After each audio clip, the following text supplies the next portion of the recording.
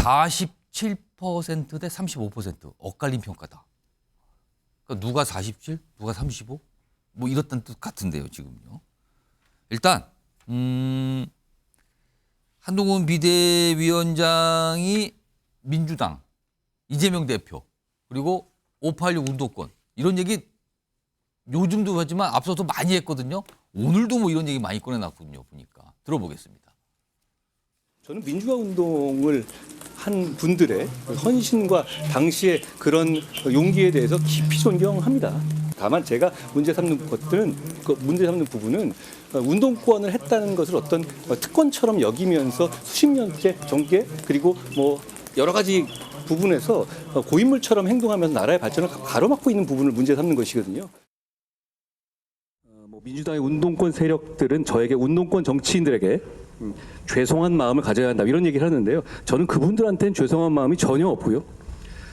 그렇지만 지금의 청년 여러분들께는 그런 죄송한 마음이 실제로 매우 큽니다.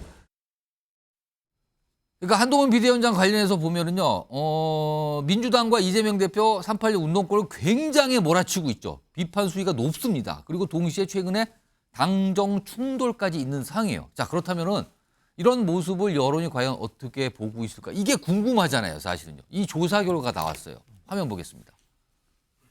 여기 보시면 한동훈, 이재명 각각의 직무 수행 평가, 그러니까 비대위원장으로서 당대표로서 직무를 잘하고 생각하십니까? 아니라고 생각합니다. 이런 걸 물어보는 거잖아요. 한동훈 비대위원장 잘하고 있다가 47%입니다. 47%. 근데 이재명 대표도 똑같은 질문인데 35%예요. 차이가 좀 나죠, 지금? 나죠. 자, 배영찬 소장님. 예. 이거 차이가 나는데 이거 어디에 이유가 있다고 보십니까? 이 차이. 이른바 이제 신상 효과예요. 한동훈 비대위원장은 기존 우리 여의도 정치권에서 못 봤던 인물이에요. 물론 호불호는 있습니다. 예. 그런데 방금 전에 그 그래프를 한 번만 더 잠깐 보여주실 수 있으면 예, 띄워주세요.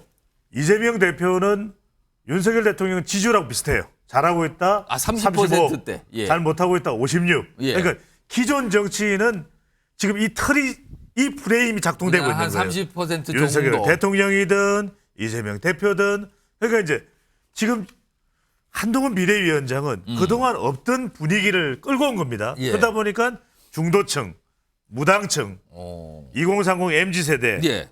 여성, 자영업층 이렇게 작동이 된 겁니다. 예. 그러니까 일단 지금 이거는 뭐냐면 그만큼 신상 효과 또 흥행 효과가 예. 또 불러 모아졌다 이렇게 볼 수 있는데 이게 이제 세 가지 요입니다. 이른바 새롭게 정치인으로 등장하면서 컨벤션 효과. 그러니까 새로운 인물이나 예. 정당이 전당대회를 할 때 지지율이 결집되는 현상. 예. 두 번째는 뭐냐면 스피치 효과입니다.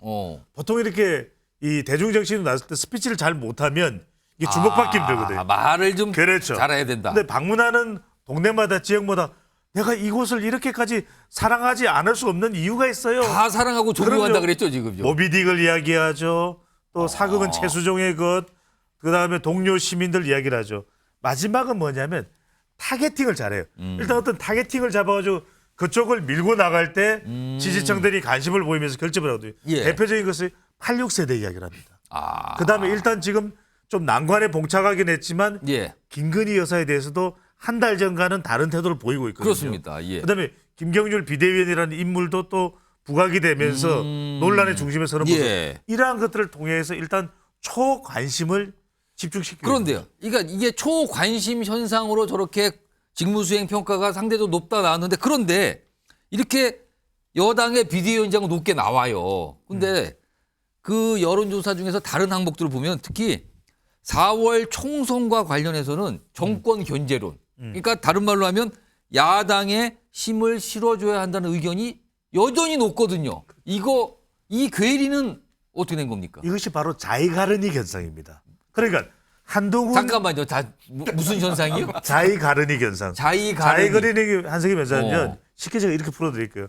한동훈 비대위원장이 잘하고 있는데 예. 국민의힘을 봤더니 이건 아닌데 손용 변호사를 보시면서 윤석열 말씀하세요. 대통령을 봤더니 이건 아닌데 그래서 지금 터져 나오는 게 김건희 여사와 관련된 이 파장 또 주변에 지나치게 검찰 예. 또 이 이른바 공천과 관련된 이 마찰음, 또 파장 이런 부분들이 결국 걸림돌이 됐습니다. 이 자의가르닉을 뛰어넘어야 아. 국민의힘 지지율이나 총선 구도가 예. 교정이 될 수가 있겠죠. 자이가르닉 그렇습니다. 알겠습니다. 지난번에도 한번 쓰신 것 같은데요. 기억을 보니까 내가. 총 4번을 썼습니다. 그러셨군요. 많이 쓰셨군요.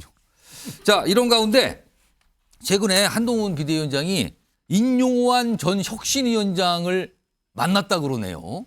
이걸 인용환 전 위원장이 스스로 밝혔는데 그 목소리 들어보겠습니다. 예, 있어요. 만난 적 있어요. 네. 언제 한번 만나셨어요? 비대위원장 되신 이후에요? 최근에도 만났어요. 예. 원래 뭐 여러 얘기를 했죠. 예. 제가 이제 해온 일 저는 또 고마움을 표현했어요. 네. 바탕을 잘 받아서 너무 잘하고 계신다. 예. 힘내시라. 네. 공개적으로 할 얘기가 있고 이제 여러분들 기자를 좀 궁금하게 해야 될 얘기도 네. 있죠. 저 다 기자니까 얘기하면 재미없죠. 너무 궁금. 정치인 부의장. 다 얘기를 안 했어요. 무슨 얘기들. 근데 뭐 격려했다는 정도인데 무슨 얘기를 진짜 했을까요? 뭔가 할 얘기가 있으니까 만났을 거 아니에요.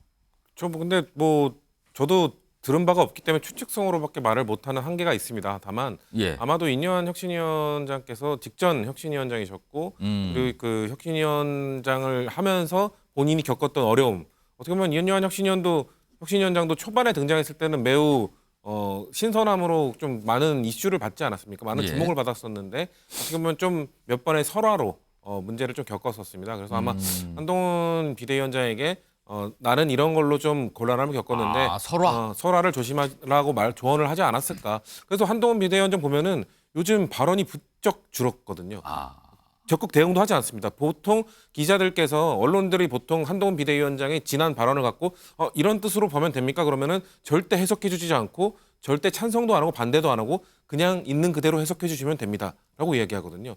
그리고 아니면은 뭐 여기까지 하시죠? 아니면 민주당은 그런 정당 아닙니까? 뭐 이렇게 민주당을 비판하거나. 그러니까 말을 최대한 줄이는 걸 하고 있는데 예. 모르겠습니다. 뭐 인요한 혁신위원장의 조언이 있었을지 없었을지 모르겠으나 저는 민주당 이재명 대표도 저런 것처럼 좀 더 많은 사람들을 만나야 되지 않겠나. 민주당의 이전에는 이제 뭐 예. 그 3총리 중에 2총리를 만나셨고 3총리 예. 다 만났었죠. 그런 모습들을 좀 더 보여야 된다. 왜냐하면 우리가 방금 본 여론조사에서 보듯이 지금 차기 총선에 민주당의 지지율이 예. 잘 나오는 것은 민주당이 잘하고 있어가 아니라는 게 오늘 어떻게 보면 오늘 여론조사 여실히 드러났기 때문에 예. 이재명 대표와 좀 다른 목소리를 내는 사람들도 이렇게 만나면서 좀 품는 모습을 보여준다면 저는 총선 결과까지 이어질 수 있다고 생각합니다. 알겠습니다.